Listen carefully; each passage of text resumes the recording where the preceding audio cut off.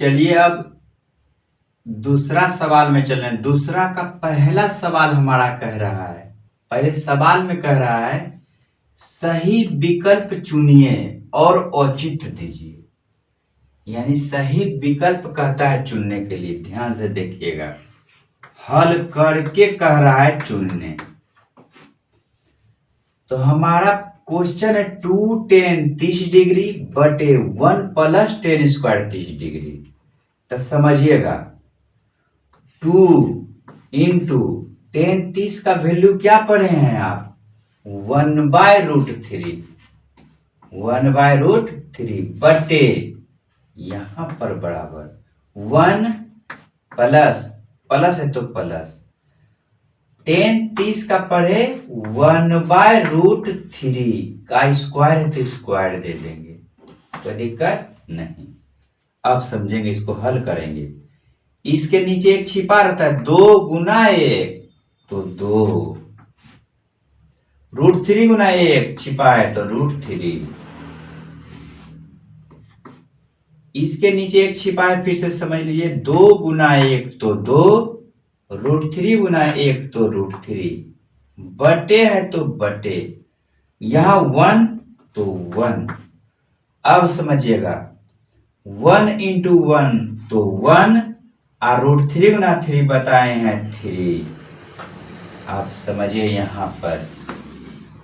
यहां पर देखिएगा 2 बटे √3 ज्यों का त्यों, यानी 2 बटे √3 ज्यों का त्यों, संपूर्ण बटे यहां पर बराबर।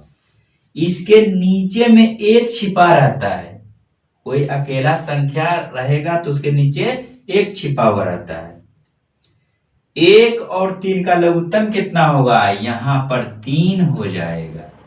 भाग लगाएं 1 से 3 में, 3 बार में कटेगा, 3 गुना 1 तो 3, प्लस 3 में 3 से भाग लगाएं 1 के बार में कट जाएगा, 1 गुना 1 तो 1। यहां पर देखिएगा 2 बटे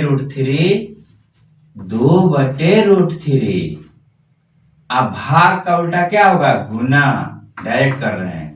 3 ऊपर चल जाएगा और 3 और 1 4 नीचे रह जाएगा। ये 2 गुना 1 तो 2 और गुना 2 तो 4। अब समझिएगा यहां पर 3 गुना 1 तो 3 बटे 2 गुना √3 तो 2√3। यहां पर देखिएगा हर का परिमेयकरण करने जा रहे हैं, हर का परिमेयकरण, ये √3 को हटाने के लिए। तो यहां करते हैं अब 3 बटे 2√3 गुना, ये 2√3 से गुना कर लिए, अब बटे √3 से ही भाग दे दिए। 3 गुना √3 3√3 बटे, अब समझिएगा 2, यहां 2 गुना √3 गुना 3, यहां देखिएगा 3√3 ज्यों का त्यों ही लिख दिए, बटे यहां पर देखिएगा ये 3 और ये 3 इसके साथ में कट जाएगा, √3 बटे 2, यानी √3 बटे 2 बच गया। अब ऑप्शन में चलते हैं। हमारा sin 60 का वैल्यू क्या होता है? वह √3 बटे 2 होता है, लगभग ही मिला। cos 60 का 1 बटे 2, tan 60 का मान √3 और sin 30 का मान 1 बटे 2। तो हमारा ऑप्शन नंबर क्या हो गया? ए, sin 60, यानी ऑप्शन नंबर ए, ये sin 60 डिग्री में मान होता है। यही आंसर हमारा निकल